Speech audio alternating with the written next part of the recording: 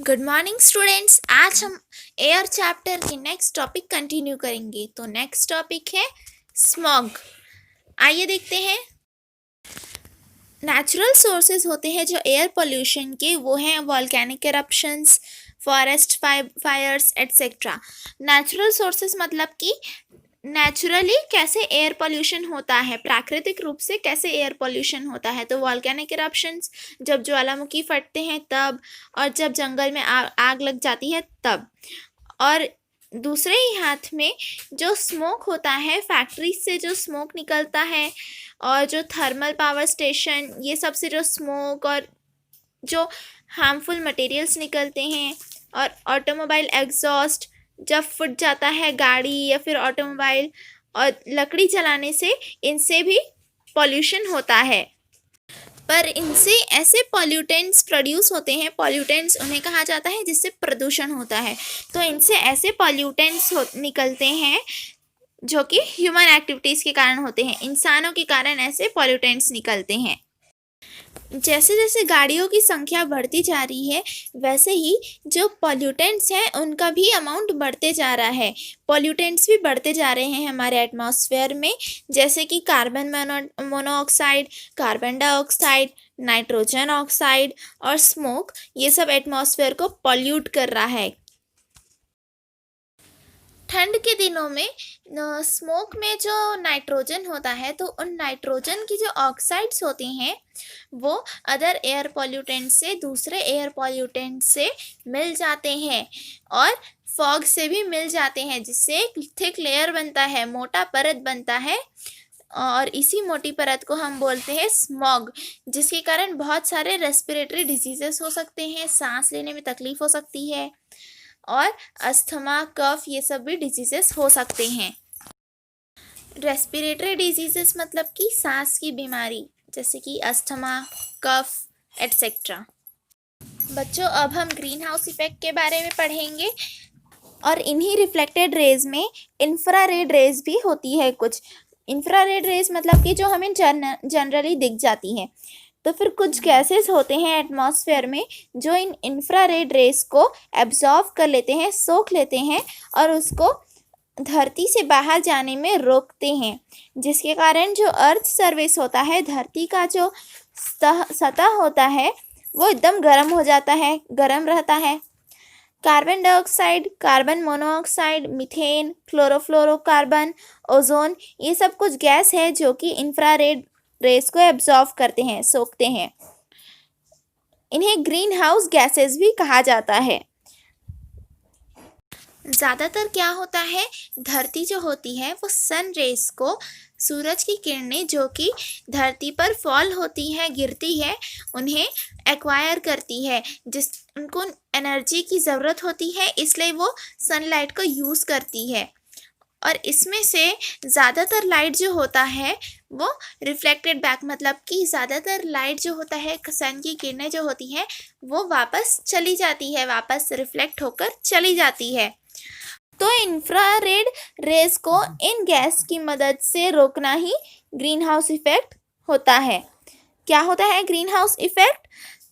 इन infrared rays को इन gas की मदद से रोकना ग्रीन हाउस इफेक्ट कहलाता है।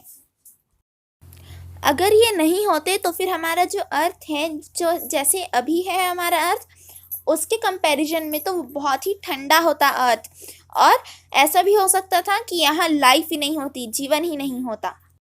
तो क्या अब आप बता सकते हैं कि अर्थ के टेम्परेचर में क्या असर पड़ता, क्या प्रभाव पड़ता अगर ग्रीन हाउस गैसेस को बहुत ज़्यादा बढ़ा दिया जाए? अगर वो ग्रीन हाउस गैस बहुत ज़्यादा बढ़ जाए पॉल्यूशन के कारण, तो गर्मी बहुत ज़्यादा बढ़ जाती।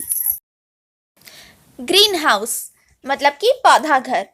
ठंडे प्रदेशों में पौधों को जीवित रखने के लिए ग्लास के घर या फिर कमरे, तो कांच के घर या फिर कमरे में रखा जाता है। कांच की दीवारों से सूर्य का जो प्रकाश होता है, सनरेज जो होती है, वो पौधों तक पहुंचती है। लेकिन जो ग्लास की दीवारें होती है, कांच की दीवारें होती है, तो पृथ्वी द्वारा जो रिफ्लेक्टेड रेज होते हैं, पृथ्वी द्वारा जो रिफ्लेक्टेड रिफ्लेक्टेड इंफ्रारेड रेज होते हैं उन्हें बाहर जाने ही नहीं देते, जिससे अंदर का जो एटमॉस्फेयर होता है, वातावरण होता है, वो गर्म रहता है और प्लांट्स को, पौधों को जीवित रहने के लिए जो उनको आवश्यक रिक्वायरमेंट उनकी होती है, जो आवश्यक हीट उनको चाहिए रहती है, वो उन्हें प्राप्त हो जाती है।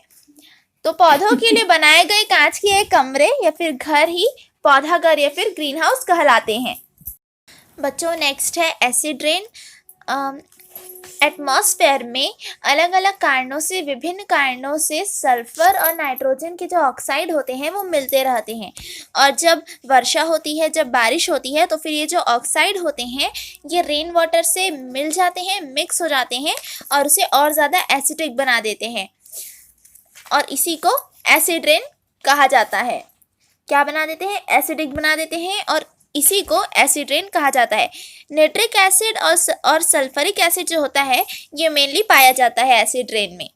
यहाँ पर कुछ फॉर्मूले दिए गए हैं, आप उन्हें देखिए। सबसे पहला दिया गया है कि सल्फर डाइऑक्साइड SO2 मतलब कि सल्फर डाइऑक्साइड जब H2O मतलब कि वाटर से मिलेगा तो फिर H2SO3 बनाएगा, मतलब कि सल्फरस एसिड बनाएगा। उसके बाद SO2 मतलब कि सल्फर डाइऑक्साइड जब फिर वाटर और ऑक्सीजन से मिलेगा तो H2SO4 बनाएगा, सल्फरिक एसिड बनाएगा।